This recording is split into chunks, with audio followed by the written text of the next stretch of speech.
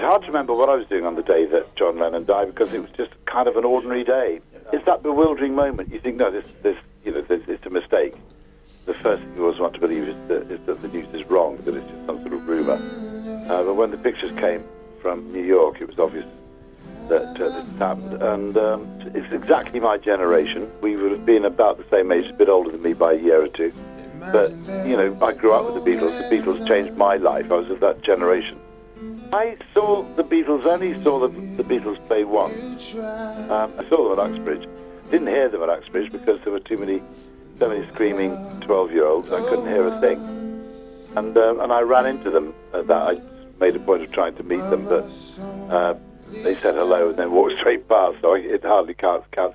19 years old I was. Yes.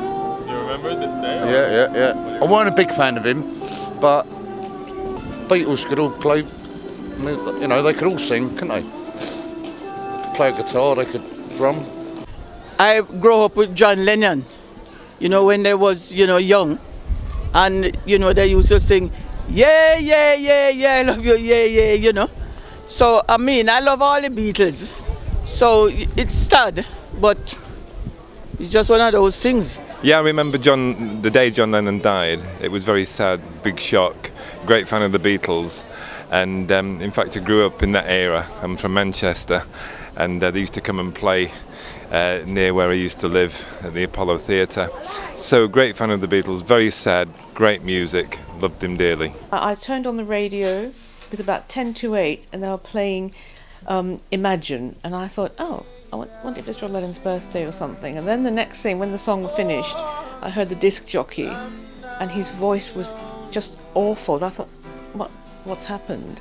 And then he obviously said, that John Lennon had been shot, and it still affects me, and I started crying.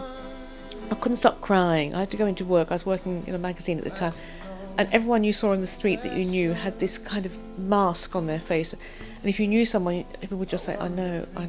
Completely different. When I first heard them in the early days, that Please Please Me and Love Me Do, the sound was different. There was nothing else like it. I went to a concert. They came to Melbourne in 1963.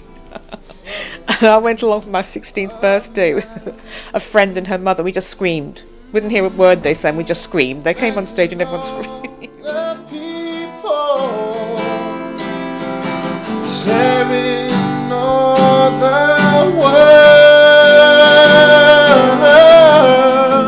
You may say I'm a dreamer, but I'm not the only one. I hope someday it's gonna join us, and the world will live as one.